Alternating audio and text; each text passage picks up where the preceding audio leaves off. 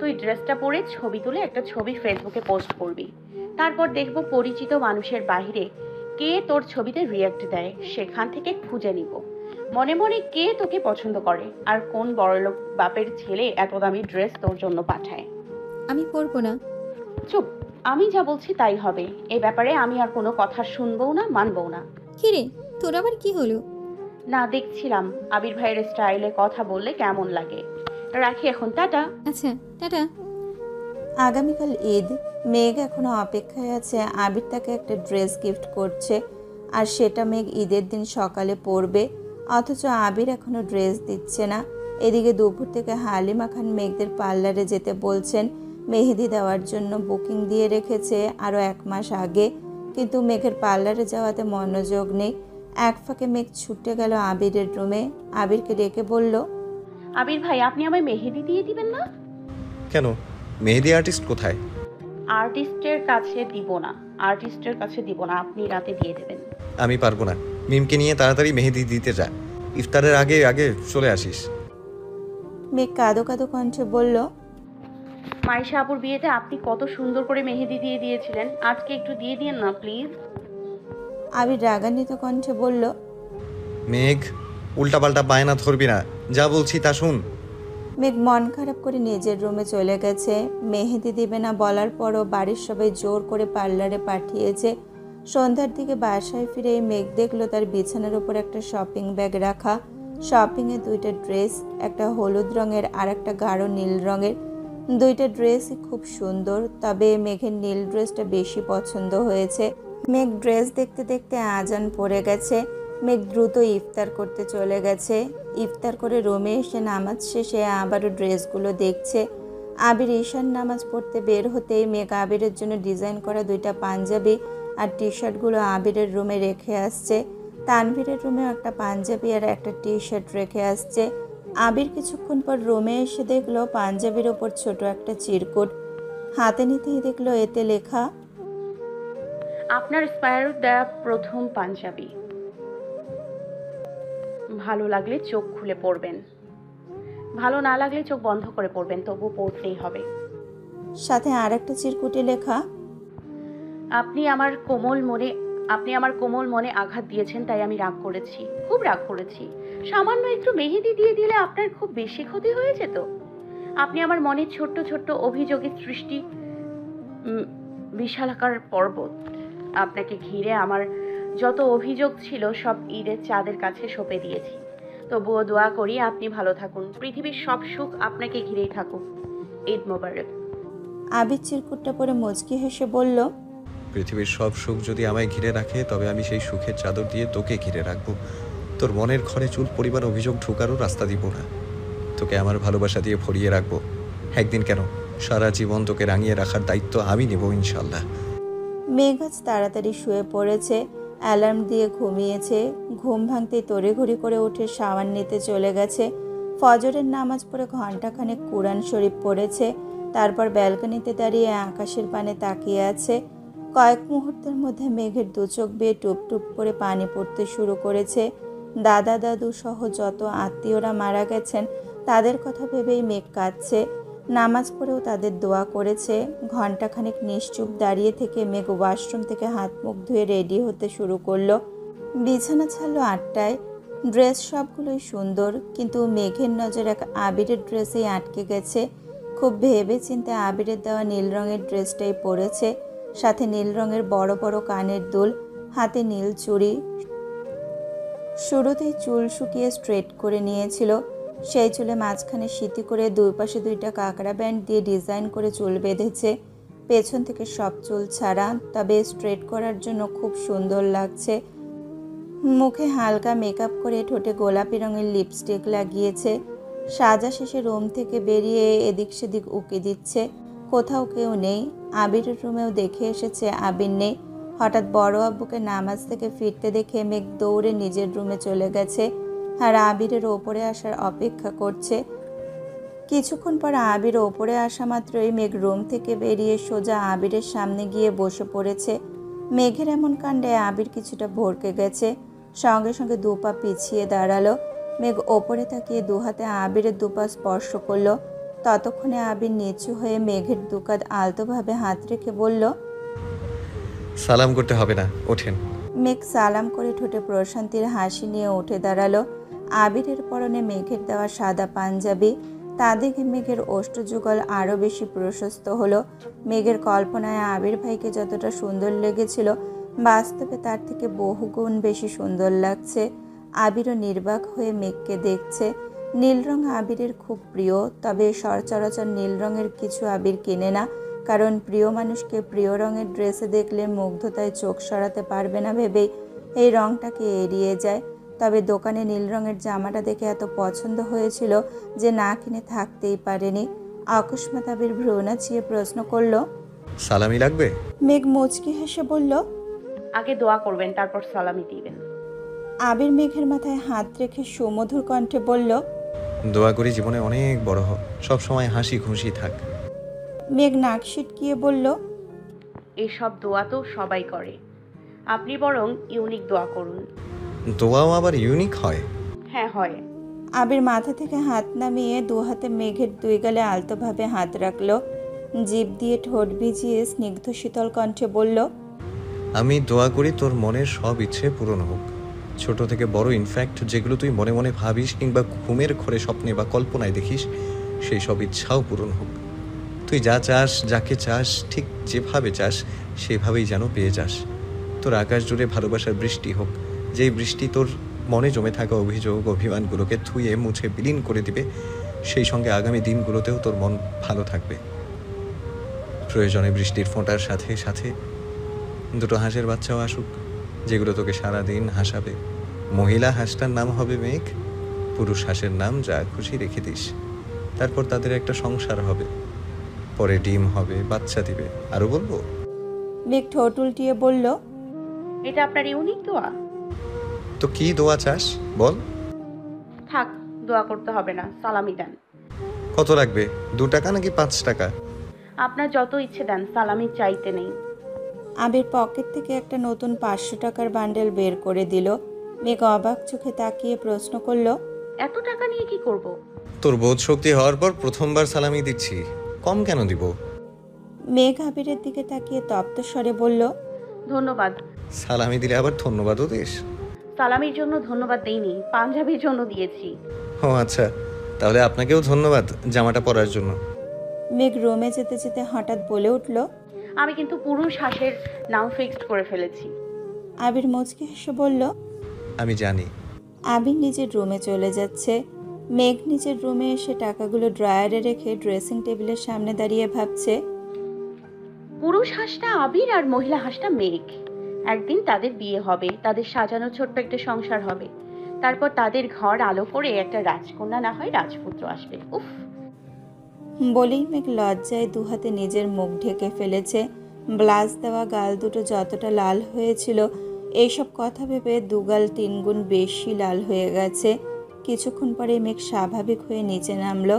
মেঘের ড্রেস দেখে কাকিয়া বলল, এই ড্রেসটা অনেক সুন্দর, তোকে খুব ভালো লাগছে, কিন্তু তুই যেটা পছন্দ করে কিনলি সেটা পরিসনি কেন? মেঘ হাসি মুখে বলল, ঈদ 7 দিন থাকে, সবার দেওয়া ড্রেসই পরবো। তানভীর নামাজের সময় তাড়াহুড়ো করে গেছিল বলে মেঘের দেওয়া পাঞ্জাবিটা পরে যেতে পারেনি। বাসায় এসে তাড়াতাড়ি করে মেঘের দেওয়া পাঞ্জাবি পরে নিচে আসছে। আবিরও ততক্ষণে নিচে আসছে। সবাই একবার আবিরকে দেখছে, আবার তানভীরকে। হালিমা খান প্রশ্ন করলেন, তোরা কি সেম পাঞ্জাবি কিনেছিস? তানভীর ঠোঁটে হাসি রেখে বলল, পাঞ্জাবি গিফট পেয়েছে। কে দিল? বনু আমাকে আর ভাইয়াকে গিফট করেছে। ডিজাইন নিজে করেছিস? মেঘ ছোট করে বলল, হ্যাঁ। বাহ, খুব সুন্দর হয়েছে। তোর আব্বু চাচুদেরও দিতি। ভালো লাগলে ইনশাল্লাহ আগামী ঈদে সবাইকে দিব। ইনশাল্লাহ। সবাই একসঙ্গে খাওয়া দাওয়া শেষ করে 5 ভাই বোন মিলে ঘুরতে বেরিয়েছে। তানভীর ড্রাইভ করছে, আবির তার পাশের সিটে বসে আছে। ফুপ্পির বাসা থেকে অলরেডি ঘুরে অল্প নাস্তা করে আসছে। রাস্তায় যেতে যেতে মেঘ হঠাৎই বলে উঠল, ভাইয়া চলো না, বন্যাদের বাসার এদিকে যাই। আবির আর তানভীর দুইজনেই আঁতকে উঠল। তাদের প্ল্যান ছিল এদিক সেদিক ঘুরে শেষে বন্যাদের বাসার এদিকে যাবে, কিন্তু মেঘ শুরুতেই বলে ফেলল, তানভীর মুখভঙ্গি স্বাভাবিক রেখে প্রশ্ন করলো, ওদিকে কেন? বন্যা ঈদে কোথাও বের হয় না, আমরা যেহেতু বের হইছি ওকে দেখে আসি। আবির মৃদু হেসে বলল, শুধু দেখে আসবে কেন, ওকে নিয়ে আসিস, সবাই একসঙ্গে ঘুরবো। আচ্ছা বলবো ওকে। তানভীর বন্যাদের বাসার উদ্দেশ্যে রওনা দিল। আবির পাশে বসে ফোনে কিছু একটা করছে আর তানভীরের সাথে টুকিটাকি গল্প করছে। হুট করে আদি বলে উঠল, আবির ভাইয়া, তুমি আমাকে সালামি দাওনি কেন? আদির কথা শুনে মিম মেঘ দুইজনেই চমকে উঠেছে। মেঘ মনে মনে ভাবছে, আপনি আমাকে এত এত টাকা সালামি দিলেন অথচ। আবির ভ্রু গুটিয়ে গম্ভীর কণ্ঠে বলল, আমি নামাজে যাওয়ার আগেই তোদের সালামি কাকিয়ার কাছে রেখে গেছি। কাকিয়া ব্যস্ত, তাই হয়তো মনে নেই, বাসায় গেলেই পেয়ে যাবি। তাছাড়া গতকাল তোদের রুমে ড্রেসও রেখে আসছি, দেখিসনি? মিম তড়িৎ বেগে বলল, হ্যাঁ দেখেছি, ড্রেসটা খুব সুন্দর হয়েছে, রাতে পরবো। আদিও বলে উঠল। শার্টটা রাতেই দেখেছি। থ্যাংক ইউ ভাইয়া। তানভীর ঠাট্টার স্বরে বলল। আদি, তোর সালামি কত হলো? আদি মুখ ফুলিয়ে বলল, তোমাকে কেন বলবো? আমি রাতে ঘুমোলে তুমি নিয়ে যাইতা। তানভীর হেসে বলল, সে আমি এখনই তোর থেকে নিতে পারি, নিব? আদি চিৎকার দিয়ে উঠল। না। আবির মেকি স্বরে বলল, দূর, তানভীর তোর সালামি নিয়ে কি করবে? আদি মুখ ফুলিয়ে বলল। একবার নিয়ে গেছিল। আবির ভ্রুকুচকে সন্দেহের দৃষ্টিতে তানভীরের দিকে তাকালো। তানভীর হেসে বলল, আরে ভাইয়া, ব্যাপারটা তেমন না। তো কেমন? তখন আদি আরও ছোট ছিল। আদি আমার কাছে সালামি চাইছে, তা আমি বলেছি তুই যত সালামি পেয়েছিস আমি একাই ততটা দিব। আদি যেন তার সালামি আমাকে দেখায়। তারপর আদি বের করে দিল সব। তখন আমি মজা করে একবার বলেছিলাম, এখন যদি তোর সালামি আমি নিয়ে যাই তাহলে কেমন হবে? বলছি না মরেছে। আদি কাঁদতে কাঁদতে ফ্লোরে গড়াগড়ি শুরু করেছে। আমার পকেটে যত টাকা ছিল আমি সব দিয়ে দিয়েছে, তবু আদির কান্না থামে না। আব্বু, বড় আব্বু এবং বড় আম্মু ইচ্ছে মতো আমাকে ছাড়ছে, তবুও আদিকে থামাতে পারিনি। প্রায় 30 থেকে 40 মিনিট মাটিতে গড়াগড়ি করছে। আমি সেদিনই মনে মনে কানে ধরেছি, আর যাই করি সালামি নিয়ে কোনো মজা করবো না। এরপর থেকে ঈদের দিন গোসল করে রেডি হওয়ার আগে ওদের সালামি দিয়ে দিই। হাতে যত থাকে ততই দেয়, ভালোবাসার দেখাতে চায় না। তানভীরের কথা শুনে সবাই হাসছে। ততক্ষণে বন্যাদের বাসার কাছে চলে আসছে। মেঘ গাড়ি থেকে নেমে বলল, যাই, তোমরা গাড়িতেই বসো। মিম পিছন থেকে ডেকে বলল, আপু আমি তোমার সাথে আসি। মেঘ আস্তে করে বলল। আয়। আদিও বলে উঠল। আমিও আসি। আবির এবার গম্ভীর কণ্ঠে ধমক দিল, কি শুরু করছিস? মিম, আদি, তোরা কেউ যাবি না। মেঘ, তুই যা। মেঘ ভেতরে চলে গেছে। মিম আর আদি গাড়িতেই বসে আছে। বন্যাদের বাসায় কলিং বেল চাপতেই বন্যার ছোট ভাই এসে দরজা খুলে দিল। মেঘকে দেখে উত্তেজিত কণ্ঠে বলল, ঈদ মোবারক আপু, সালামি দিবা না? মেঘ হাসি মুখে একটা 500 টাকার নোট বের করে দিল। আবিরের দেওয়া বান্ডিলটা যেভাবে দিয়েছিল মেঘ সেটাকে সেভাবেই গুছিয়ে রেখে দিয়েছে। হাতে যা কিছু টাকা ছিল সেখান থেকে মিম আর আদিকে সালামি দিয়েছে। মেঘ বন্যার আব্বু আম্মুকে সালাম করে দ্রুত বন্যার রুমে চলে গেল। বন্যা একা সেলফি তুলছে। পরনে বন্যার আব্বুর দেওয়া একটা 3 পিস। বিছানার উপর তানভীরের দেওয়া দামি ড্রেসটা পরে আছে। বন্যা মেঘকে দেখে এগিয়ে এসে বলল, ঈদ মোবারক বেবি, তুই আমাদের বাসায় একা আসছিস? মেঘ মুখ বেঁকিয়ে গম্ভীর কণ্ঠে বলল, ঈদ মোবারক। ঈদের দিন আমাকে একা বের হতে দেবে?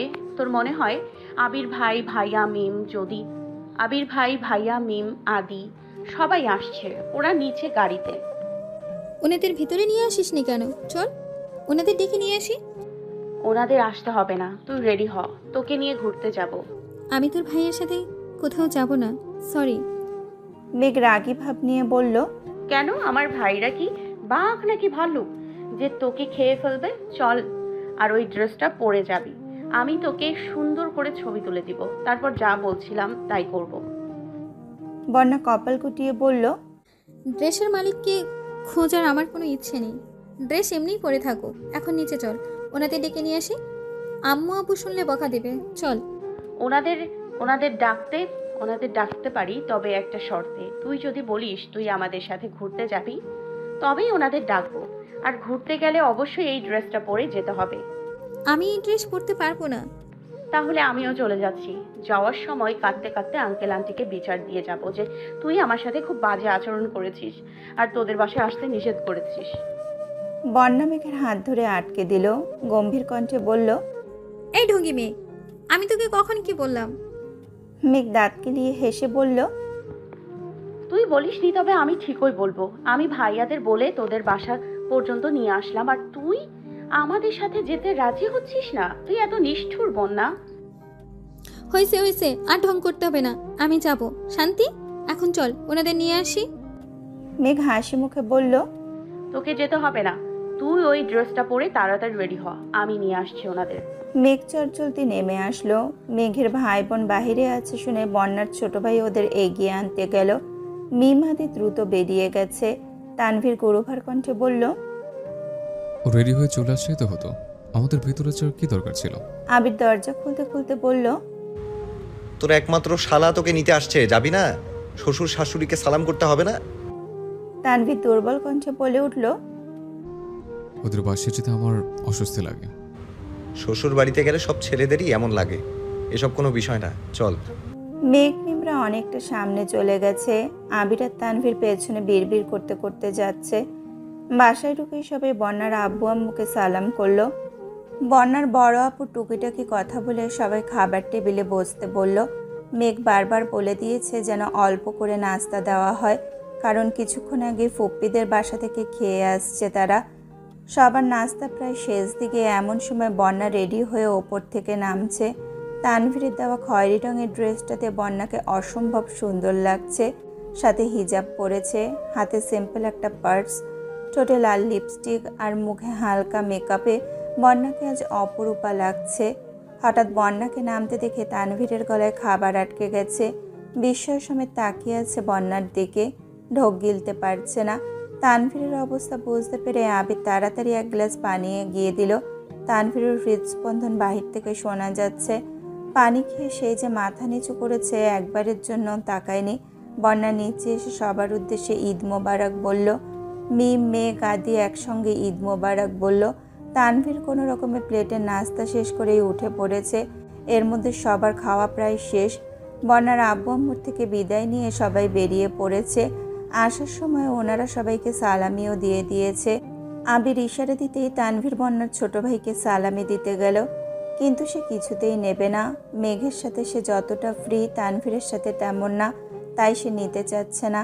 তানভীর জোরাজুরি করে সালামি দিয়ে আসছে। তানভীর বেরিয়ে এসে বন্যার দিকে এক পলক তাকালো। সহসা দু চোখ আটকে গেছে। নিজে পছন্দ করে কেনা ড্রেস যখন প্রিয়জন পরে, তখন মনে অন্যরকম প্রশান্তি কাজ করে। তানভীর মুগ্ধ নয়নে বন্যার দিকে তাকিয়ে আছে। বুকের ভেতরের ভূকম্পন কোনো মতেই সামাল দিতে পারছে না। আবির এগিয়ে এসে বলল। চাবিটা দে, গাড়ি আমি চালাচ্ছি। তানভীরের বুক থেকে সানগ্লাসটা খুলে তানভীরের চোখে দিয়ে বলল। সাবধান, সে কিন্তু তোর বোনের থেকেও বেশি চতুর। মান সম্মান ডুবাইস না, হিরো হতে এসে ভিলেন হয়ে যাইস না। আবির গাড়িতে বসে একবার পেছনে দেখে নিল। তানভীর পাশের সিটে গিয়ে বসেছে। তার দৃষ্টি কোথায় কে জানে। আবির অতি সতর্কতার সহিত গাড়ি চালাচ্ছে। পেছনে মিম, মেঘ আর বন্যা নিজেদের মধ্যে গল্প করতে ব্যস্ত। মাঝে মাঝে আদিও তাতে সঙ্গ দিচ্ছে। সবাই ঘন্টা দুয়েক ঘোরাঘুরি করেছে। এই ফাঁকে মেঘ বন্যাকেও বেশ কিছু ছবি তুলে দিয়েছে। ঘোরাঘুরি শেষে বন্যাদের বাসায় যাওয়ার সময় মেঘ বন্যার ছবি দেখে একটা ছবি সিলেক্ট করে দিল ফেসবুকে পোস্ট করার জন্য। বন্যার মেঘ আস্তে ধীরে কথা বললেও আবির সে কথা শুনে ফেলেছে। আবির সহসা ব্রেক কষল। পিছন ফিরে মেঘ আর বন্যার দিকে এক পলক দেখে গম্ভীর কণ্ঠে বলল। ফেসবুক ছবি দেওয়ার অভ্যাস ত্যাগ করো। আজকের পর ফেসবুকে যেন কারো ছবি না দেখি। আবিরের কথা শুনে মেঘ ঠোঁট উল্টিয়ে কাঁদো কাঁদো মুখ করে তাকালো। আবির দেখেও না দেখার মতো করে সামনে তাকিয়ে আবারও গাড়ি স্টার্ট দিল। মেঘ আর চোখে আবিরকে দেখছে। আবির মিনহাজকে ব্লক দেওয়ার পর মেঘের ফেসবুক আইডি থেকে মেঘের সব ছবি ডিলিট করে ফেলেছে। মেঘ বিষয়টা তখনই খেয়াল করেছে, বন্যাকেও জানিয়েছে। আবিরের জেলাসি দেখে সেই দিন মেঘ আনমনে অনেকক্ষণ হেসেছেও। তবে আজকে শুধু মেঘকে বলেনি, আবির বন্যাকে সহ ওয়ার্ন করেছে। আবির মেন রোডে গাড়ি থামিয়ে তানভীরকে বলল। তানভীর, বন্যাকে বাসা পর্যন্ত এগিয়ে দিয়ে আয়। বন্যার সঙ্গে সঙ্গে বলল। বাসায়? আমাকে এগিয়ে দিতে হবে না, আমি যেতে পারবো। আবির রাশভারী কণ্ঠে বলল, জানি, কিন্তু তুমি যেহেতু আমাদের সাথে বেরিয়েছো তাই আমাদের উচিত তোমাকে বাসা পর্যন্ত পৌঁছে দেয়া। তানভীর, যা।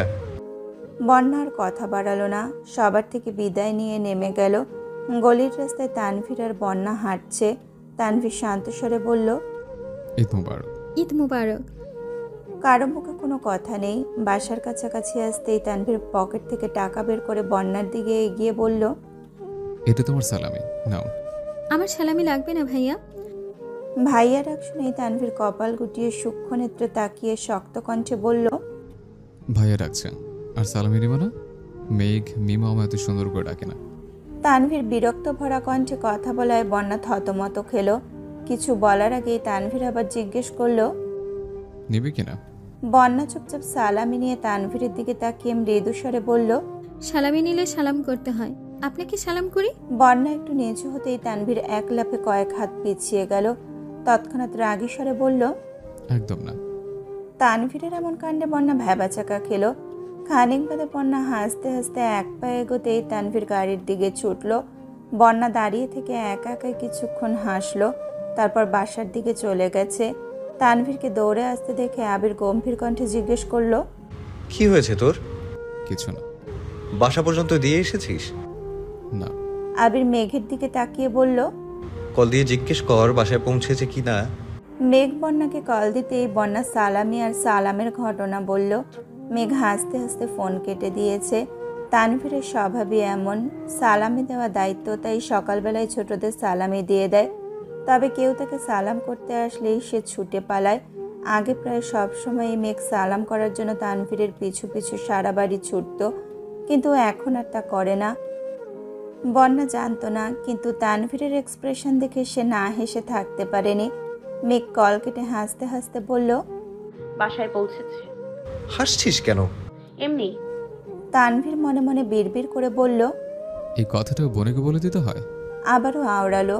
বোনের বান্ধবীকে পটানোর আগে বোনেরই পটাতে হবে। আবির তানভীরের দিকে তাকালো। কিছু একটা কাহিনী করেছে সেটা ঠিকই বুঝেছে আবির, তবে কি করেছে সেটা বুঝতে পারছে না। সেসব পাত্তা না দিয়ে বাসায় আসছে, ফ্রেশ হয়ে সবার সাথে খেতে বসেছে। পেট যতটুকুই ভরা থাকুক, যতই ঘোরাঘুরি করে আসুক না কেন, ঈদের দিন দুপুরে সবাই একসঙ্গে বসে খেতেই হবে, এটাই এইবারের নিয়ম। আলী আহমেদ খানরা আবিরদের জন্যই অপেক্ষা করছিল। আবিররা আসতেই খাওয়া দাওয়ার পর্ব শুরু হলো। অন্যান্য দিন বাড়ির বউরা না বসলেও ঈদের দিন অন্ততপক্ষে সবার সাথে বসতে হয়। খাওয়া শেষে সবাই সবার মতো রেস্ট নিতে চলে গেছে। আজ রাতে ফুপ্পিদের খানবাড়িতে দাওয়াত দেওয়া হয়েছে। বিকেলের পর থেকেই সেই আয়োজনে ব্যস্ত সবাই। আলী আহমেদ খান আর মোজাম্মেল খান সোফায় বসে আছেন। ইকবাল খান বন্ধুদের সাথে দেখা করতে চলে গেছেন। আবির তানভীর দুজনেই বাড়িতে। ঈদের দিন তানভীর সচরাচর বন্ধুদের সাথে দেখা করে না। মেঘ বিকেলের দিকে মোজাম্মেল খানের দেওয়া ড্রেসটা পরেছে। গাঢ় সবুজ রঙের গর্জিয়াস ড্রেস, চুলে একটা স্টোনের মুকুট পরেছে, পেছনের দিকে চুলগুলো ছাড়া, একদম রানীর মতো লাগছে। আত্মীয় স্বজন বেড়াতে আসলে মেঘ মিম যথাসাধ্য কাজ করলেও আজ তারা কিছুই করছে না। বিশেষ করে মেঘ ডাইনিং থেকে একটা চেয়ার নিয়ে ড্রয়িং রুমের মাঝখানে রেখে পায়ের ওপর পা তুলে বসে আছে। দু হাতের কোনোই অবধি মেহেদি দেওয়া, ম্যাচিং করা সবুজ কাচের চুড়িও পরনে। এক হাতে একটু পরপর চুল ঠিক করছে আর মিম আদির সাথে বকবক করছে। মেঘের ক্ষুধা লাগলে আদিকে এটা সেটা দিতে বলে, কারণ সে এই ড্রেস পরে কোনোভাবেই রান্নাঘরে যাবে না। আবির ঘুম থেকে উঠে বারান্দা থেকে মেঘের ভাবভঙ্গি দেখে নিঃশব্দে হাসছে। হতপর শান্ত স্বরে বলল, তোকে সারা জীবন রাজরানীর মতোই যত্নে রাখার তৌফিক আল্লাহ যেন আমাকে দেন। আবির নিচে আসতেই আলী আহমেদ খান ধীর কণ্ঠে ডাকলেন, আবির। জি আব্বু। আলী আহমেদ খান তপ্ত স্বরে বললেন, আমি রাখার কথা বলিনি আবির, এটা তোমার অ্যাকাউন্ট, তোমার যখন ইচ্ছে টাকা তুলবে, কিন্তু টাকাটা কেন তুলেছ সেটা আমার জানা প্রয়োজন। মিম আস্তে করে বলল, ভাইয়া আমাদের অনেক টাকা সালামি দিয়েছে বড় আব্বু। আলী ভালো আহমেদ খান হয়েছে গৌরবের কণ্ঠে বললেন, এখানে হাজারের কথা হচ্ছে না মা, লাখের কথা হচ্ছে, তাও 4-5 লাখ নয়। তুমি যাও এখান থেকে। আবির নিশ্চুপ দাঁড়িয়ে আছে। আবিরের নিস্তব্ধতা আলী আহমেদ খান সহ্য করলেও মোজাম্মেল খান সহ্য করতে পারলেন না। রাগী স্বরে বললেন, ব্যবসায় লস খেলে সেখানে শুধু শুধু টাকা নষ্ট করো না আবির। তোমার যদি মনে হয় তোমার পক্ষে ব্যবসা চালানো সম্ভব নয়, তবে ছেড়ে দাও, আমাদের ব্যবসাতে মনোযোগ দাও। অ্যাকাউন্টে টাকাগুলো এমনি এমনি জমা হয়ে যায় না, তোমার আব্বুর কষ্টের জমানো টাকা এগুলো। আবির দু আঙুলে কপালে হাত রেখে মেঘের দিকে তাকালো, মনে মনে বিড়বিড় করে বলল, তোকে পাওয়ার জন্য আর কত বকা আমায় খেতে হবে সেটা একমাত্র আল্লাহই ভালো জানেন। আলী আহমেদ খান পুনরায় বললেন, দেখো আবির, তুমি যথেষ্ট বড় হয়েছো। কি করলে ভালো হবে, কি করলে ক্ষতি হবে সেটা তুমি খুব ভালো করেই বুঝো। যাই করো বুঝে শুনে করবা। আবির অনচ্ছ হেসে বলল, আমি যা করি বুঝেই করি, আর যা করব তাও বুঝেই করব ইনশাল্লাহ। আবির রান্নাঘরের দিকে চলে গেছে। মোজাম্মেল খান রাগী স্বরে বললেন, ভাইজান, এই ছেলে সত্যি তোমার তো, নাকি কোথাও থেকে তুলে আনছিলা? এমন গাড়তারামি করতে আমি আজ পর্যন্ত তোমাকেও দেখিনি। আলী আহমেদ খান মলিন হেসে বললেন, তুই আবিরকে রাগিয়ে দেশ বলে এমন করে। আরও তোলো মাথায়, আজ নিজের অ্যাকাউন্ট থেকে টাকা তুলছে, কাল তোমার অ্যাকাউন্ট থেকে তুলবে, পরশু আমার অ্যাকাউন্ট থেকে তুলবে, তখনও কিছু বলবা না? আলী আহমেদ খান হেসে বললেন, আমার অ্যাকাউন্ট থেকে তুললেও তোর অ্যাকাউন্ট থেকে তোলার সাহস হবে না। তানভীর সিঁড়ি দিয়ে নামতে নামতে মনে মনে বলল, আব্বু, তোমার অ্যাকাউন্ট থেকে টাকা নিয়ে ভাইয়া কি করবে? তুমি যার নামে টাকা জমাচ্ছ সেই তো ভাইয়ার। রাতে ফুপ্পিরা এসে খাওয়া দাওয়া করে গেছেন। আগামীকাল বিকেলে রাকিবের গায়ে হলুদ। খুব বড় অনুষ্ঠান না করলেও কাছের মানুষ, আত্মীয় স্বজনরা থাকবে। জান্নাতের শ্বশুরবাড়ির সবাই আগামীকাল দুপুরের দিকে রাকিবদের বাসায় চলে যাবে। এইদিকে মেঘ আর মিমকে পাঠানোর জন্য জান্নাত আইরিন দুইজনই খুব রিকোয়েস্ট করছে। মোজাম্মেল খান প্রথম দিকে রাজি না হলেও জান্নাতের জোরাজুরিতে বাধ্য হয়ে রাজি হয়েছেন। আজ সকালে খাবার টেবিলে সবাই উপস্থিত হতেই মোজাম্মেল খান নীরবতা ভেঙে বললেন, তানভীর, আবির আজ বিকেলে তোমার বাসায় থেকো। আবির ভ্রুকুচকে বলল, আমাকে দুপুরের পরে রাকিবের বাসায় যেতে হবে। কেন চাচ্ছু? আমার এক বন্ধু আসবে, সাথে তার ছেলেও আসবে। আবির স্বাভাবিক ভঙ্গিতে বলল, আসলে আসবে, আমাকে থাকতে হবে কেন? আসলে ওনারা মেঘকে দেখতে আসবে, যদি পছন্দ হয় তাহলে কথা আগাবে। মোজাম্মেল খানের কথায় আবির যেন আকাশ থেকে পড়েছে। তানভীর বর্ষা থেকে দাঁড়িয়ে বলল, বনুকে দেখতে আসবে মানে কিসের দেখা দেখি? মেঘের মনের ভেতর কালবৈশাখী ঝড় শুরু হয়ে গেছে। আব্বু কি বলছেন? ছেলে দেখতে আসবে মানে বিয়ে? নিরুদ্বেগ ভঙ্গিতে আবিরের দিকে চেয়ে আছে, তবে আবিরের অভিব্যক্তি বোঝার উপায় নেই। বাইরে আবির যতই শান্ত থাকার চেষ্টা করুক না কেন, রাগে আবিরের শিরা উপশিরা নীল হয়ে গেছে। চুল থেকে কানের পাশ দিয়ে ঘাম পড়ছে। আবির এক আঙুলে ঘাম মুছল। মোজাম্মেল খান ধীর কণ্ঠে বললেন, রফিক আমার পুরনো বন্ধু, অনেক বছর পর দেশে আসছে, মেঘকে দেখতে চাচ্ছে, তাই বাসায় আসতে বলছে। তানভীর রাগে ফুঁসতে ফুঁসতে বলল, আমার বোনের কি রূপ বেরিয়েছে যোগে দেখতে আসবে? আপনি ওনাদের কল দিয়ে আসতে নিষেধ করেন। আমার বোনকে আমি কারোর সামনে যেতে দেব না। আলী আহমেদ খান ঠান্ডা কণ্ঠে বললেন, তানভীর, মাথা ঠান্ডা রাখো। ওনারা আসতে যাচ্ছে, আসুক, আমরা দেখি। তাদের কথা যদি ভালো না লাগে তাহলে মেঘকে আনবই না। মেঘ আহম্মক হয়ে বসে আছে। আবিরের দৃষ্টি প্লেটের দিকে। তানভীর রাগে উল্টোপাল্টা আচরণ করলেও আবির কোনো কথা বলছে না। তানভীরের বাড়াবাড়ি বুঝতে পেরে আবির বাম হাতে তানভীরের উরুতে হাত রাখলো, যেন চুপ করে যায়। ইকবাল খানও তানভীরকে থামানোর চেষ্টা করছেন, কিন্তু তানভীরের চিল্লাচিল্লি থামার নাম নেই। সে মেঘকে কারোর সামনে আসতে দিবে না মানে দিবেই না। আবিরের ইঙ্গিত বুঝতে পেরে তানভীরের মেজাজ আরও তুঙ্গে উঠে গেছে। তানভীর ভেবেছিল আবির তার আব্বুকে কিছু বলবে, কিন্তু আবির উল্টো তানভীরকে থামতে বলছে। তানভীর রাগে ভাতের প্লেটে ধাক্কা মেরে উঠে চলে যাচ্ছে। সবার দৃষ্টি তানভীরের দিকে। ইকবাল খান ভারী কণ্ঠে বললেন, খাবারটা? তানভীর রাগে ফুঁসতে ফুঁসতে ওপরে চলে গেছে। তিন ভাই টুকিটাকি আলাপ করছে। আবির কোনো দিকে না তাকিয়ে প্লেটের খাবার শেষ করেই উঠে গেছে। ওঠার সময় মেঘের চোখে চোখ পড়ল। মেঘের চোখ ছলছল করছে। গভীর দৃষ্টিতে আবিরকে দেখছে, হয়তো আবিরের মন বোঝার চেষ্টা করছে। আবির সহসা চোখ সরিয়ে চলে গেছে। টানা 2-3 ঘন্টা তানভীরকে ডাকার পরও তানভীর দরজা খুলছে না। এদিকে মেঘ রুমে শুয়ে শুয়ে কান্না করছে। মিম মেঘের পাশে বসে মেঘকে বোঝানোর চেষ্টা করছে। আবির ছাদে দাঁড়িয়ে আছে। দুপুরের দিকে তানভীর রুম থেকে বেরিয়ে ফোঁস করে সোজা ছাদে গেল।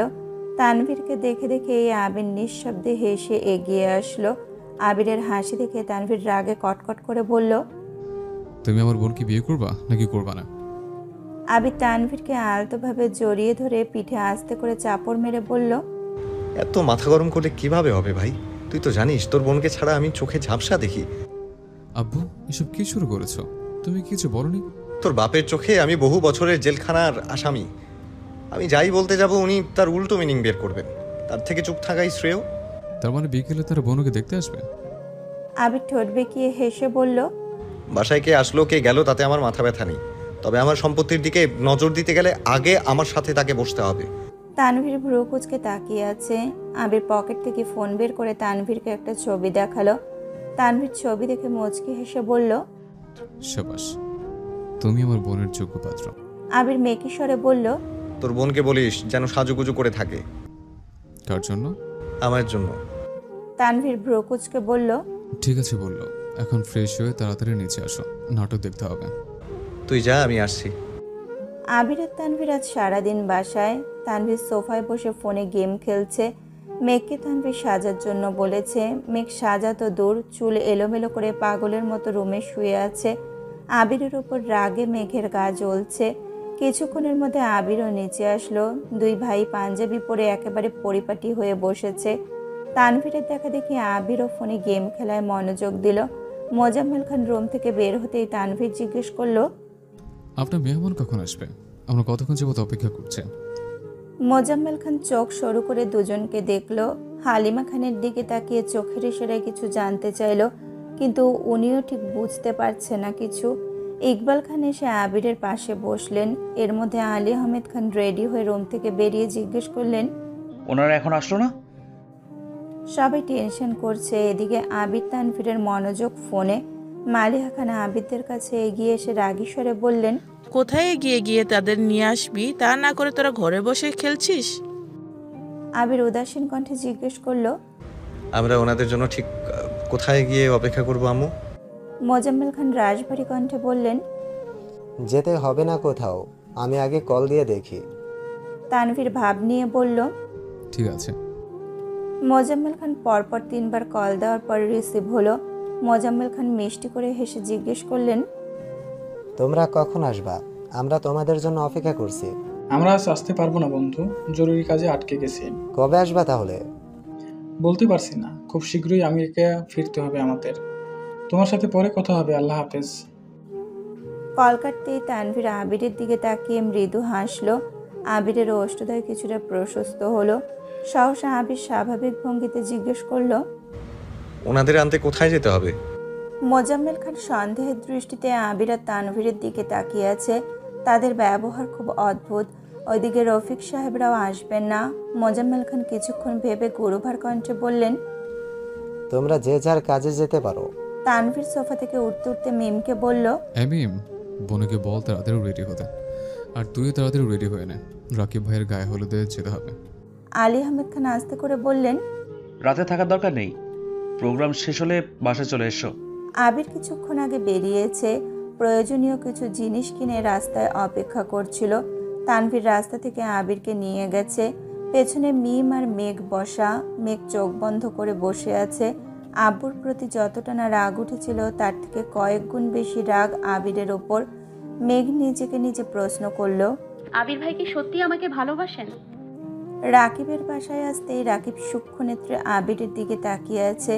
আবির ভ্রু নাচাতেই রাকিব গুরুতর কণ্ঠে বলল, আমার কালকে বিয়ে, এটা কি তোর মাথায় ছিল? থাকবে না কেন? জেনে শুনে তো বড় রিস্কে আমায় পাঠিয়ে দিলি যে। আমার কখনো কোনো কাজে ভয় লাগেনি, অথচ আজ ভয় লাগছে। রিয়াটার কথা খুব মনে পড়ছিল। আমার কিছু হলে মেয়েটা বিয়ে ছাড়াই বিধবা হয়ে যেত। আবির মুচকি হেসে বলল, এত সহজে তোর কিছু হতে দিব না আমি, চিন্তা করিস না। আগে চাচ্ছু হবি, তারপর। এমন সময় মেঘ হাসছে। মেঘকে দেখে রাকিব আবিরকে প্রশ্ন করলো, তারপর কি? মরে যাইস। বাহ আবির বাহ, দেখেছো মেঘ, তোমার আবির ভাই আমাকে মরে যেতে বলছে। মেঘ রাশভারী কণ্ঠে বলল, উনি তো চান আমরা সবাই মরে যাই, তাহলেই উনি মুক্তি পেয়ে যাবেন। মেঘের মুখে এমন কথা শুনে আবির ভ্রযুগল নাকের গোড়ায় টেনে নিল। মেঘের মনের এক আকাশ অভিমান যা তার কথাতেই ফুটে উঠেছে। রাকিবও স্তব্ধ হয়ে গেছে। এর মধ্যে জান্নাত এসে বলল, চলো তোমাকে শাড়ি পরিয়ে দিই। না আপু, শাড়ি পরার মতো মন মানসিকতা আমার নেই। কেন, কি হয়েছে? মেঘ ঢোক গিলে আকুল কণ্ঠে বলল, হয়তো খুব শীঘ্রই আমার বিয়ের দাওয়াত পাবে। জান্নাত ভ্রুকুচকে চেয়ে আছে। মেঘ চোখ মুছে মিমের পাশে সোফায় গিয়ে বসলো। রাকিব জান্নাতকে ইশারা দিতেই জান্নাত ভেতরে চলে গেছে। আবির সোফার কাছে গিয়ে গম্ভীর কণ্ঠে বলল, মিম তুই ভিতরে যা। মিম সঙ্গে সঙ্গে উঠে গেছে। আবির মেঘের পাশে বসে মোলায়েম কণ্ঠে বলল, কি হয়েছে তোর? এত অভিমান করেছিস কেন? মেঘের চোখ দিয়ে টুপ টুপ করে পানি পড়ছে। মেঘ দু হাতে বারবার চোখ মুছছে। আবির আবারও জিজ্ঞেস করলো, কথা বলবি না? মেঘ কাঁদতে কাঁদতে বলল, মেয়েদের আপন বলতে কেউ থাকে না। যদি কখনো কাউকে আপন মনে হয় তবে তার সঙ্গেই না হয় কথা বলবো। আবির দুর্বোধ্য দৃষ্টিতে মেঘের ক্রন্দনরত ধৃষ্টতায় চেয়ে আছে। মেঘের নিরন্তর কান্নায় আবিরের হৃদয় ভেঙে চুরে তছনছ হয়ে যাচ্ছে। তবুও নিজেকে নিয়ন্ত্রণ করে শান্ত স্বরে বলল, নিষ্করুণ এই পৃথিবীতে হয়তো কেউ আছে যে তোকে তার পৃথিবী মনে করে। তোর স্বামীপ্যে তার মন অনুরোচিত হয়। খুঁজে দেখিস তোর আশেপাশে কেউ এমন আছে যে তোর কণ্ঠস্বর শোনার জন্য প্রতিনিয়ত ছটফট করে। চিৎকার করে বললেই কেউ কারো আপন হতে পারে না। মেঘ কাঁদছে আর বিড়বিড় করে বলছে, সেই কেউটা কি সারা জীবন হয়েই থাকবে? আবির মৃদু হেসে বলল, হয়তো না, সময় হলে ঠিকই আপন করে নেবে। মেঘ আর চোখে আবিরকে দেখে তাচ্ছিল্যের স্বরে বলল, হ্যাঁ, তবে আমাকে নয়, হয়তো আমার লাশটাকে। আবির তেজপূর্ণ কণ্ঠে চিৎকার করলো, একটা থাপ্পড় মারবো তোকে। কথাটা বলতে বলতে হাত ওপরে তুলল আবির। ক্রুদ্ধ খেতে চাইল মেঘের অভিমুখে। ক্রোধে আবিরের নাকের ডগা ফুলে উঠেছে। মেঘ কিছুটা সরে গিয়ে তাকালো আবিরের দিকে। ভয়ে হাত পা ঠান্ডা হয়ে যাচ্ছে। আবির সঙ্গে সঙ্গে হাত নামিয়ে নিল। মেঘ ভ্রুকুচকে ভেজা কণ্ঠে বলল, থামলেন কেন? এমন থাপ্পড় দিলে অনুভব করতে পারবো, লাশ হয়ে গেলে তো আর পারবো না। দেন। আবির আবারও চিৎকার করলো। মেঘ আবির উঠে পাশে থাকা একটা কাঠের চেয়ারে শরীরের সর্বশক্তি দিয়ে লাথি মেরে রুম থেকে বেরিয়ে গেছে। মেঘ কিছুক্ষণ সে পথে নিশ্চুপ চেয়ে রইল। তারপর সোফার ওপর দুই পা তুলে হাঁটুতে মুখ লুকিয়ে বসে আছে। মেঘ এখানে আসতে চাইছিল না, কিন্তু তানভীর জোর করে নিয়ে আসছে। এখানে আসার পর থেকে তানভীর, আসিফ আর আরিফ আড্ডায় মগ্ন হয়ে আছে। 10 মিনিটও হয়নি আবির এক গ্লাস শরবত নিয়ে আসছে। মেঘের মাথায় হাত রাখতেই মেঘ আঁতকে উঠে তাকালো। আবির পাশে বসে শান্ত স্বরে বলল, শরবতটা খান। মেঘ শক্ত কণ্ঠে বলতে চাইল, খাবো না আমি। কিন্তু আবিরের আগ্নেয়গিরির লাভার ন্যায় লাল বর্ণের দুই চোখে চোখ পড়তে ভয়ে আর কিছু বলল না। শরবতের গ্লাস নিয়ে ঢকঢক করে গ্লাস ভর্তি শরবত শেষ করে ফেলল। আবির ধীর হস্তে মেঘের দু চোখ মুছে ঠান্ডা কণ্ঠে বলল, গায়ে হলুদের প্রোগ্রামে এসে এভাবে কাঁদলে মানুষ উল্টাপাল্টা ভাববে। এখন শান্ত হ, কিছুক্ষণ রেস্ট নিয়ে পরে বাসায় গিয়ে আবার কাঁদিস। মেঘ আকুল কণ্ঠে শুধালো, কাঁদলে আপনার বুঝি খুব ভালো লাগে? আবির মনে মনে আওড়ালো, তোর চোখে পানি দেখলে কলিজা ফেটে যায় আমার। আবির এক পলক মেঘের দিকে তাকিয়ে উঠে চলে যাচ্ছে। মেঘ মলিন কণ্ঠে জিজ্ঞেস করলো, কিছু বললেন না? আবির কোনো উত্তর না দিয়ে বেরিয়ে গেছে। আবিরের এমন আচরণে মেঘের বড্ড অভিমান হলো। আবির বেরিয়ে যেতে জান্নাত, আইরিন, মিম একে একে ডেকে গেছে, কিন্তু মেঘকে এক চুলও নাড়াতে পারেনি। আবির বাসা থেকে বেরিয়ে কোথায় যেন চলে গেছে। রাকিব ফোনের পর ফোন দিচ্ছে। আগামীকাল রাকিবের বিয়ে, কোথায় একটু আনন্দ করবে, কিন্তু বন্ধুর জন্য তারও উপায় নেই। 1 ঘন্টা পেরিয়ে যাচ্ছে, আবির ফোন ধরছে না, বাসায়ও ফিরছে না। রাকিব, আসিফ, তানভীর একের পর এক কল দিয়েই যাচ্ছে, কারো কলই রিসিভ করছে না আবির। মেঘ চুপচাপ বসে বসে সবার কর্মকাণ্ড দেখছে। মনের ভেতরে ভয় হচ্ছে ঠিকই, কিন্তু সে কল দিবে না বলে জেদ ধরে বসে আছে। প্রায় 1.5 ঘন্টা পর আবির বৃষ্টিতে অর্ধেক ভিজে বাসায় আসছে। আবিরকে দেখে রাকিব হুঙ্কার দিয়ে উঠল, কোথায় গেছিলি তুই? তোর গেস্টদের সাথে দেখা করতে। ফোন ধরে বলা যেত না? তোর যন্ত্রণায় কি বিয়েটাও করতে পারবো না? আবির মলিন হেসে বলল, সরি। রাকিব এবার গলার স্বর নিচু করে জিজ্ঞেস করলো, কি হয়েছে আবির? আরে কিছু হয়নি। আবির রুমে ঢুকতেই মেঘের দিকে এক পলক তাকালো। আবিরকে রুমে ঢুকতে দেখে মেঘ পা নামিয়ে স্বাভাবিকভাবে বসেছে। আবির একটা চেয়ার টেনে একপাশে বসে পড়েছে। আইরিন তাড়াতাড়ি করে একটা টাওয়াল নিয়ে আসছে। আবিরের অর্ধেক শরীর ভেজা। আইরিন স্বাভাবিক স্বরে বলল, নাও মাথাটা মুছো, আমি আসিফ ভাইয়ার একটা শার্ট নিয়ে আসি। আবির গম্ভীর কণ্ঠে বলল, টাওয়েল শার্ট কিছুই লাগবে না আমার। আইরিন ভ্রুকুচকে ভারী কণ্ঠে বলল, এমনিতেই ভেজে আসছো, আবার মাথাও মুছতেছো না, পরে কিন্তু সর্দি লেগে যাবে। আবির ভাবুক স্বরে বলল, তারপর কি নিউমোনিয়া আক্রান্ত হয়ে মরে যাব? আইরিন কপট রাগ দেখিয়ে বলল, বাজে কথা বলো কেন, নাও মাথা মুছো। আবির ভারী কণ্ঠে বলল, মরে গেলে মাথা মুছি কি করব? নিয়ে যা টাওয়েল। মেঘ তড়িৎ বেগে বসা থেকে উঠে এসে আইরিনের থেকে টাওয়াল নিয়ে শক্ত কণ্ঠে বলল, আইরিন একটা শার্ট নিয়ে আসো। আইরিন শার্ট আনতে চলে গেছে। মেঘ আবিরের চুল মুছতে মুছতে রাগী স্বরে বলল, আমি কাউকে মরে যেতে বলিনি। এমন সময় রাকিব ওদের ডাকতে রুমে আসছে। এই দৃশ্য দেখে দু হাতে মুখ লুকিয়ে ঠাট্টার স্বরে বলল, আমি মনে হয় ভুল রুমে চলে আসছি, এখন কি করব? আবির তপ্ত স্বরে বলল, মাফ চা। মেঘ আবিরকে থামিয়ে স্বাভাবিক কণ্ঠে বলল, আপনি ঠিক রুমেই এসেছেন, ভেতরে আসুন। রাকিব ঠাট্টার স্বরে আবারও বলল, বন্ধু আমার ভুল হয়ে গেছে, মাফ করে দিস। রাকিব বিড়বিড় করতে করতে রুমে আসলো। যেই জীবনে এমন যত্ন পেলাম না, সেই জীবনের প্রতি ধিক্কার জানাই। মেঘ টাওয়াল সরিয়ে আবারও সোফায় গিয়ে বসলো। এই রুমে কোনো মানুষজন নেই। গায়ে হলুদের মঞ্চ ভেতরের দিকে একটা বড় রুমে করা হয়েছে। আত্মীয় স্বজন এমনকি তানভীররাও মঞ্চের কাছে আড্ডা দিচ্ছে। মেঘের ভালো লাগছিল না বলে এই রুমে এসে বসেছিল। মেঘের জন্য আবিরও এই রুমেই এসে বসেছে।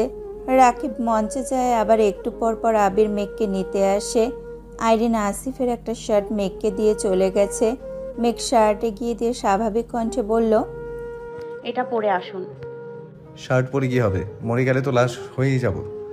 মেঘ এবার অগ্নিদৃষ্টিতে তাকালো। মেঘের ইচ্ছে করছিল আবিরের মুখ চেপে ধরতে, কিন্তু পারল না। রাকিব রুম থেকে বেরিয়ে যেতে যেতে রাগী স্বরে বলল, 5 মিনিটের মধ্যে তোদের নাটক শেষ করে যদি ভেতরে না আসিস, তাহলে তোদের দুটোকে মেরে আমি কাল জেলে চলে যাব। মেঘ মৃদু হেসে বলল, তাহলে রিয়া আপু কি করবে? কি আর করবে, জেলখানার বাইরে বসে কাঁদবে। তোমরা তো আর কোনো উপায় রাখতেছো না। আবির গম্ভীর কণ্ঠে বলল, মুখটা বন্ধ করে যা, আমরা আসতেছি।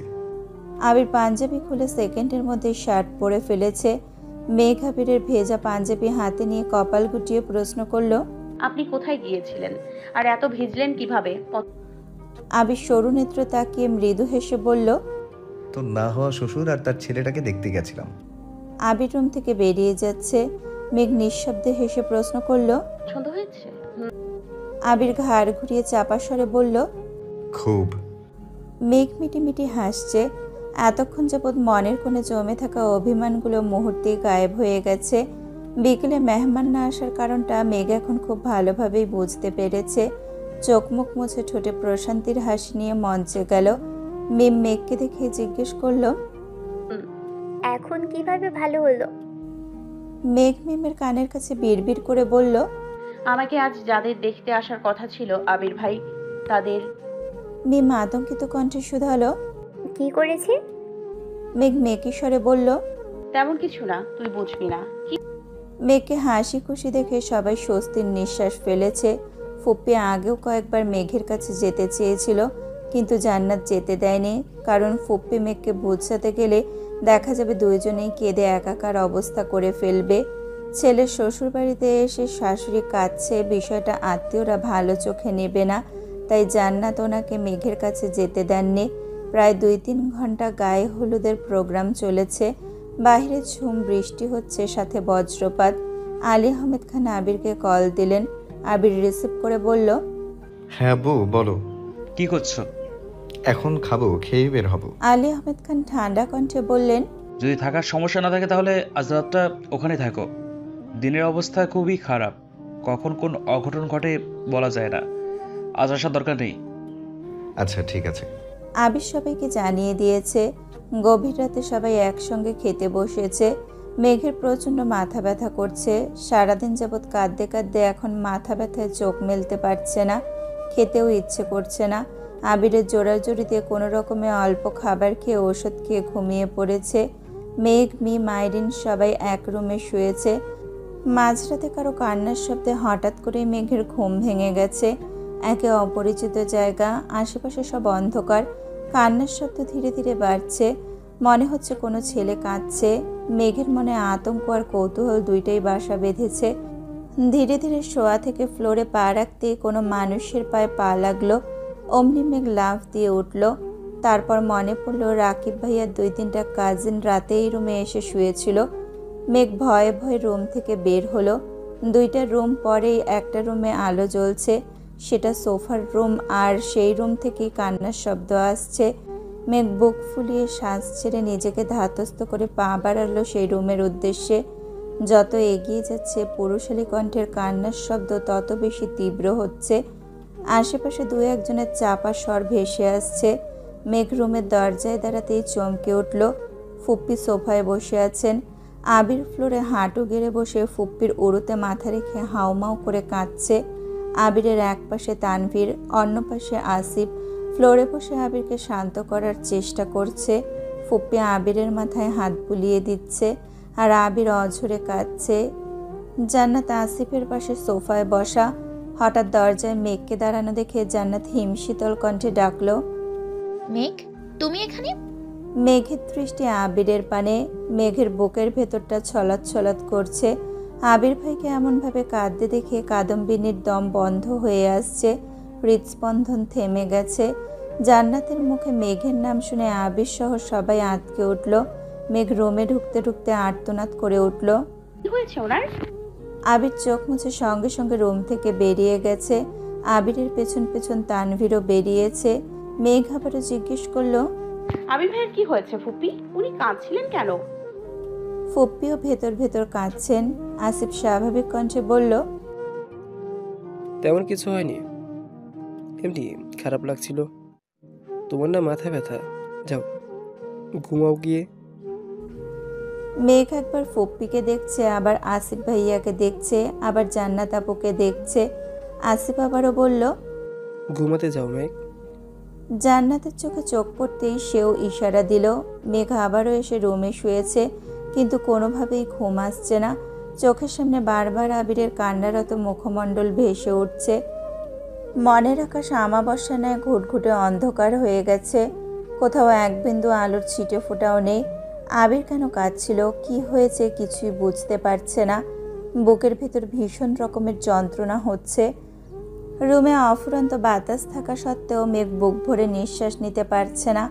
মনে হচ্ছে কিছু একটা গলা চেপে ধরে আছে। এপাশ ওপাশ হাঁসফাঁস করতে করতে মেঘ আবারও ঘুমিয়ে পড়েছে। সকালে নাস্তা করে আবিরা বাসার উদ্দেশ্যে বেরিয়ে পড়েছে। তানভীর গাড়ি চালাচ্ছে। আবির চোখ বন্ধ করে পাশের সিটে বসে আছে। মেঘ আবিরকে জিজ্ঞেস করার সুযোগ খুঁজছে, কিন্তু কোনোভাবেই পাচ্ছে না। আবির আর তানভীর বাসায় এসে শাওয়ার নিয়ে রেডি হয়ে দুপুরের দিকে আবারও বেরিয়েছে। রুমে শুয়ে বসে কোনোভাবেই মন টিকছে না মেঘের। বন্যাকে কল দিয়ে কিছুক্ষণ কথা বলেছে, তবুও মন স্থির হচ্ছে না। মেঘ নিচে আসতে আলী আহমেদ খান জিজ্ঞেস করলেন, তোমরা বিয়েতে যাওনি? মেঘ হাসতে করে বলল, যেতে ইচ্ছে করছিল না।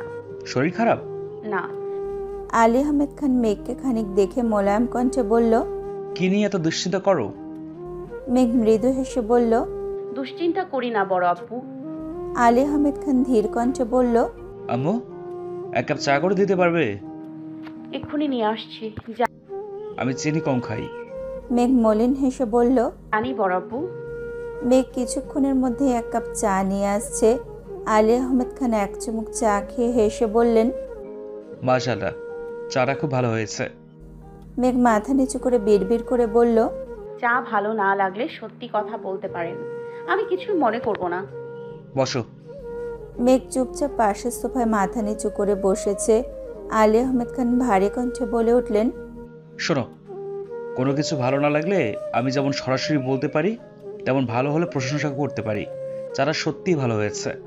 তার থেকেও বড় বিষয়, তোমার বড় আম্মুর সাহায্য ছাড়া তুমি প্রথমবার আমার জন্য এত ভালো চা করেছো, তার জন্য ধন্যবাদ। আপনাকেও ধন্যবাদ বড় আব্বু। আলী আহমেদ খান ধীর কণ্ঠে শুধালেন, আম্মু, তোমার কি মন খারাপ? বড় অপুর ধীর কণ্ঠে বলা কথাতে মেঘের মন গলে গেছে, চোখ ছলছল করছে, মাথা তুলে তাকাতে পারছে না, ঠোঁটে জোর করে ধরে রাখা মিথ্যা হাসিটা আর ধরে রাখতে পারছে না। মেঘ ঢোক গিলে শীতল কণ্ঠে বলল, না।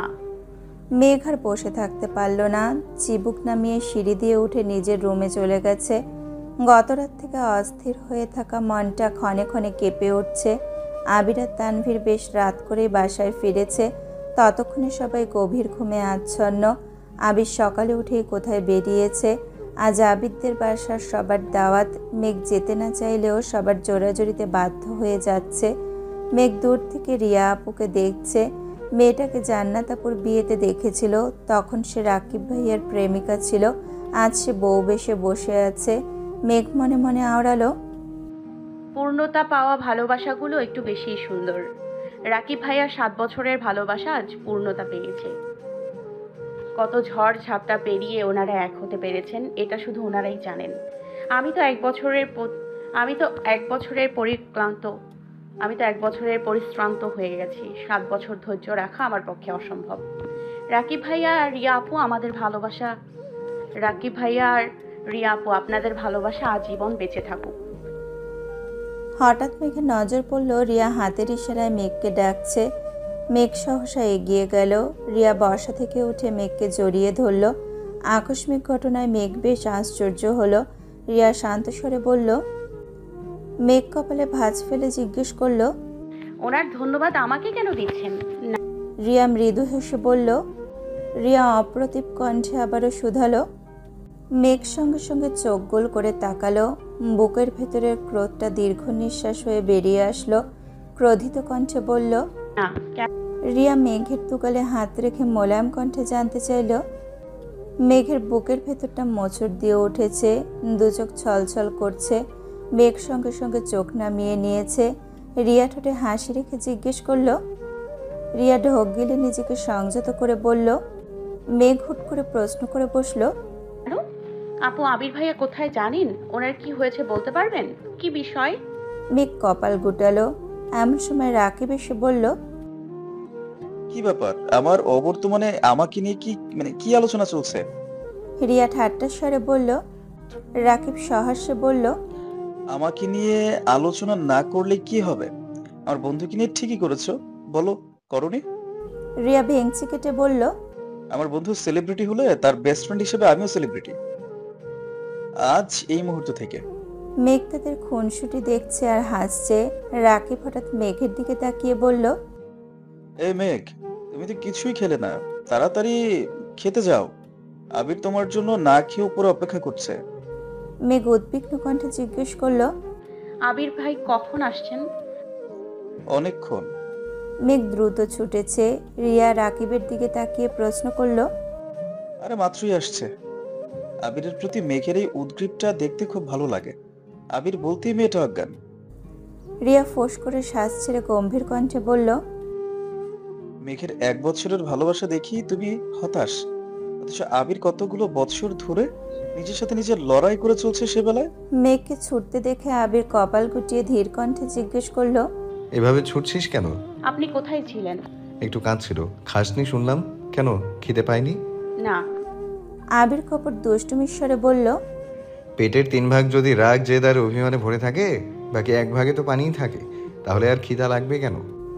মেঘ ওষ্ঠ উল্টে বিড়বিড় করে বলল, মোটেই না।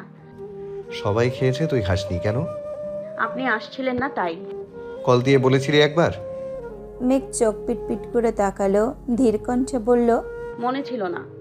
আবির তপ্ত স্বরে বলল, বাহ, খুব ভালো। ঈদের বেশ কিছুদিন কেটে গেছে। আবিরদের অফিস শুরু হয়ে গেছে, ভার্সিটিও খুলে গেছে। রাকিব আর রিয়া হানিমুনে গেছে, তাই আবিরের একা সবকিছু সামলাতে হচ্ছে। 2 অফিস সামলাতে রীতিমতো হিমশিম খাচ্ছে আবির। এক বিকেলে মেঘকে কল দিল আবির। মেঘ কল রিসিভ করতেই আবির বলল, আমাকে দেওয়ার মতো একটুখানি সময় কি হবে আপনার? আবিরের আহ্লাদি কণ্ঠে বলা কথা শুনে মেঘ মুচকি হেসে বলল, কেন হবে না? আপনি চাইলেই হবে। তাহলে রেডি হয়ে বের হন। মেঘ রেডি হয়ে বের হতেই দেখলো একটা রিক্সা দাঁড়ানো। মেঘ আশেপাশে আবিরকে খুঁজছে, কিন্তু আবির কোথাও নেই। অনেকটা সামনে যেতেই দেখলো আবির একটা গাছের নিচে দাঁড়ানো। মেঘ ডাকতেই রিকশায় উঠে বসলো। মেঘ আবিরের দিকে তাকিয়ে প্রশ্ন করলো, বড় আব্বু তো সেদিন আপনাকে বাইক চালানোর অনুমতি দিয়েছে, তাহলে আপনার বাইক কোথায়? অফিসে। রিক্সা দিয়ে কোথায় যাচ্ছি? দেখি কোথায় যেতে পারি। অনেকটা পথ গিয়ে দুইজনেই রিকশা থেকে নামলো। কোলাহল শূন্য একটা রাস্তা। হঠাৎ দু একটা গাড়ি আপন গতিতে ছুটছে। আবির মেঘকে নিয়ে একটা কালো রঙের নতুন ঝকঝকে প্রাইভেট কারের কাছে গিয়ে থামলো। আবির মৃদু হেসে প্রশ্ন করলো, গাড়িটা কেমন? মেঘ নিরুদ্বেগ ভঙ্গিতে বলল, ভালোই। পছন্দ হয়নি? কার নাকার গাড়ি আমি পছন্দ করে কি করব? আবির উদাস ভঙ্গিতে বলল, গাড়িটা আজই কিনেছি, কেমন হয়েছে? মেঘের ভাবলেশীন জবাব, আপনার সাথে ফাজলামি মানায় না। আবির ভ্রু গুটিয়ে বলল, আমি ফাজলামি করতে যাব কেন? সত্যি সত্যি আমার গাড়ি, এই যে চাবি। মেঘ অবিশ্বাস্য দৃষ্টিতে আবিরের হাতে থাকা চাবিটার দিকে তাকিয়ে রইল। ঢোক গিলে উষ্ণ স্বরে জানতে চাইল, আপনি গাড়ি কিনেছেন? জি ম্যাডাম। কিন্তু কেন? আবির ভারী কণ্ঠে বলল, গাড়ি পছন্দ হয়েছে কিনা সেটা বল। মেঘের গাড়ির দিকে মনোযোগ নেই। রাগী স্বরে বলল, গাড়ি আমি দু চোখে সহ্য করতে পারি না। আবির মুচকি হাসলো। মেঘ উদ্বিগ্ন কণ্ঠে জিজ্ঞেস করলো, আপনার বাইক কোথায়? অফিসে। কেন? মেঘ কাঁদো কাঁদো মুখ করে আবারও শুধালো, আপনি গাড়ি কেন কিনলেন? আবির মৃদু হেসে বলল, মাঝে মাঝে নিজের অবস্থান বোঝাতে তীব্র অপছন্দের জিনিসটাকেও পছন্দের তালিকায় যুক্ত করতে হয়। মেঘ শীতল কণ্ঠে বলল, আপনি বাইক চালাবেন নাকি গাড়ি? আবির মেঘি স্বরে বলল, আমি বাইক চালাবো আর তুই গাড়ি। মেঘ সশব্দে হেসে বলল, আমি গাড়ি চালালে আপনার গাড়ি আহত হবে আর আমি। আবির অগ্নি দৃষ্টিতে তাকাতেই মেঘ মুখ বন্ধ করে ফেলেছে। আবির স্বাভাবিক কণ্ঠে বলল, চল ঘুরে আসি। মেঘ আবিরের পাশের সিটে বসে আবিরের দিকে তাকিয়ে আছে। আবির বাইক কেনাতে বাইকে ওঠার জন্য মেঘ যতটা আগ্রহী ছিল, গাড়িতে ওঠার জন্য সেই আগ্রহ নেই। ইট পাথরের শক্ত দেওয়ালের মতোই খানবাড়ির প্রতিটা মানুষ পাষাণ হয়ে যাচ্ছে। সবাই সবার আপন হওয়া সত্ত্বেও মাঝে মাঝে নিষ্ঠুর মানবের ন্যায় আচরণ করে। আলী আহমেদ খান একাই 2টা গাড়ি কিনেছেন। ইকবাল খান নিজের টাকায় আলাদা গাড়ি কিনেছেন। অবশেষে আবিরও গাড়ি কিনেছে। এ যেন প্রতিযোগিতা চলছে, নিজেদের অবস্থান যাচাইয়ের প্রবল প্রতিযোগিতা। আবির হঠাৎই মেঘের দিকে তাকিয়ে প্রশ্ন করল, গাড়ি কিনেছি বলে রাগ করেছিস? মেঘ মলিন হেসে বলল, না, রাগ করিনি। আপনার ইচ্ছে হয়েছে তাই কিনেছেন, এতে রাগ করার কি আছে? মেঘ এবার ঠান্ডা কণ্ঠে বলল, একটা কথা জিজ্ঞেস করি, রাকিব ভাইয়ার গায়ে হলুদের রাতে আপনি কাঁদছিলেন কেন? বেশ কিছু সময় নিশ্চুপ থেকে আবির তপ্ত স্বরে বলল, নিজের করা ভ্রান্তিগুলো অতর্কিতে বুকের ভেতর প্রদীপ্ত আগুনের উত্তাপ সৃষ্টি করলে সহস্রবার চেষ্টার পরও নিজেকে অবিচল রাখা যায় না। মেঘ কিছুই বুঝতে পারেনি, তাই প্রত্যুত্তরে কিছু বলতেও পারল না। ঘণ্টাখানেক মেঘকে নিয়ে ঘুরে অবশেষে রাস্তার একপাশে গাড়ি থামালো আবির। আশেপাশে অনেক মানুষ। মেঘ আবিরের দিকে তাকিয়ে প্রশ্ন করল, আমরা এখানে কেন এসেছি? এমন সময় মিনহাজ আর তামিম এগিয়ে আসছে। ওদের দেখে মেঘ গম্ভীর কণ্ঠে বলল, আমি এখানে থাকবো না। আবির মেঘের হাত ধরে আটকে দিল। মিনহাজ আর তামিম এগিয়ে এসে কোমল কণ্ঠে বলল, সরি ভাই। আবির মৃদু হেসে দুজনের সাথে হ্যান্ডশেক করতে করতে বলল, কোনো ব্যাপার না। মেঘ রাগে কটমট করছে। আবির তো স্বাভাবিকভাবে কথা বলছে দেখে মেঘের আরও বেশি রাগ হচ্ছে। মিনহাজ আর তামিম আবিরের সাথে টুকিটাকি কথা বলছে আর মেঘ ভেতরে ভেতরে ফুঁসছে। হঠাৎ কেউ একজন পেছন থেকে মেঘের চোখ ধরে। মেঘ চোখে হাত রেখে বোঝার চেষ্টা করলো। আনমনেই বলল, না। বন্যা চোখ ছেড়ে দিয়ে সামনে এসে বলল, হ্যাঁ বেবি। পেছন থেকে মিষ্টিরাও বেরিয়ে আসছে। সবাইকে দেখে মেঘের মন আবারও খারাপ হয়ে গেছে। আবির স্বাভাবিক কণ্ঠে বলল, মেঘ, যা হয়েছে সব ভুলে যা। একটা সময় পর পরিবার থেকেও বন্ধুরা আপন হয়। তুই এখন সেই সময়ে আছিস, সামান্য বিষয় নিয়ে রাগ করে থাকিস না প্লিজ। মেঘ রাগে ফোঁস করে বলল, এটা সামান্য বিষয় ছিল না, আর আমার কোনো বন্ধুর প্রয়োজন নেই। আবির শান্ত স্বরে বলল, প্লিজ মেঘ, এত রাগ করে থাকিস না। মিনহাজ মিষ্টি তামিম কানে ধরে সরি বলছে। মেঘ তবুও মুখ ফুলিয়ে রেখেছে। মেঘ রাগে কটকট করে বলল, আপনি বাসায় না গেলে আমি একাই চলে যাব। মিনহাজ আর তামিম কাঁদো কাঁদো মুখ করে বলল, তোর পায়ে ধরলে মাফ করবি আমাদের? মেঘ রাগী স্বরে বলল, না, তোরা তোদের মতো থাক, আমি আমার মতো থাকবো। আবির মেঘকে নিজের দিকে ঘুরিয়ে মোলায়েম কণ্ঠে বলল, আমি চাই না আমার কারণে তুই তোর বন্ধুদের সাথে এমনভাবে সম্পর্ক নষ্ট করে দিস। ওইটা শুধুই একটা অ্যাক্সিডেন্ট ছিল, আর কিছুই না। ওখানে কারো দায় ছিল না, বোঝার চেষ্টা কর। তুই নিজেকে আর কষ্ট দিস না প্লিজ।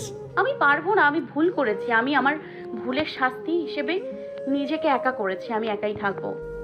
আবির ঠান্ডা কণ্ঠে বলল। আমার কথা মানবি না? মেঘ এবার থামলো, চোখ ছোট করে আবিরের দিকে তাকিয়ে রাগী স্বরে বলল, আপনি ওদের সাথে মেশার জন্য এত জোর করছেন কেন? আবির মলিন হেসে বলল, জানি না, কিন্তু আমি চাই তুই ওদের সাথে আগের মতো চলাফেরা কর। তুই আমার কথা মানবি কিনা বল। মেঘ কিছুক্ষণ চুপ থেকে গম্ভীর কণ্ঠে বলল,